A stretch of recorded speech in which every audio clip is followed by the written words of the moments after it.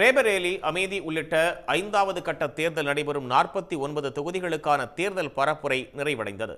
திங்கட்கிழமை நடைபெறவுள்ள 5வது கட்ட தேர்தலில் ராகுல் காந்தி, ராஜ்நாத் சிங், உமர் அப்துல்லா உள்ளிட்ட 695 வேட்பாளர்கள் களத்தில் உள்ளனர்.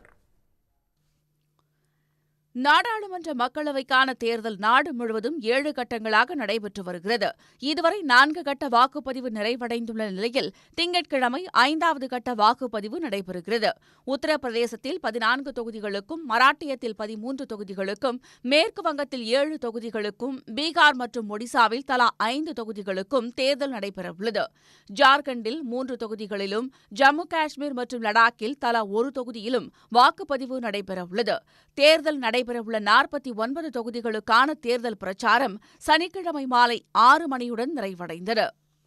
5வது கட்ட தேர்தல் நடைபெறும் உத்தரப்பிரதேசத்தின் ரேபரேலியில் ராகுல் காந்தி, லக்னோவில் ஒன்றிய பாதுகாப்புத்துறை அமைச்சர் ராஜ்நாத் சிங், அமேதியில் ஒன்றிய அமைச்சர் ஸ்மிருதி இரானி, கைசர்கஞ்ச் தொகுதியில் மல்யுத்த வீராங்கனைகளுக்கு பாலியல் தொல்லை கொடுத்த புகாரில் சிக்கிய பிரிஜ்பூஷனின் மகன் கரண் பூஷன் ஆகியோர் களமிறங்கியுள்ளனர்.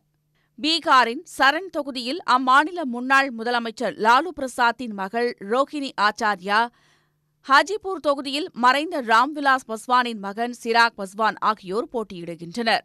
மராட்டியத்தின் மும்பை வடக்கு மக்களவைத் தொகுதியில் ஒன்றிய அமைச்சர் பியூஷ் கோயல், மும்பை வடகிழக்கு தொகுதியில் மும்பை குண்டுவெடிப்பு வழக்கின் அரசு தரப்பு வழக்கறிஞரான உஜ்வால் நிகாம், மும்பை தெற்கு தொகுதியில் உத்தவ் தாக்கரே சிவசேனா கட்சியின் அரவிந்த் சாவந்த் போட்டியிடுகின்றனர்.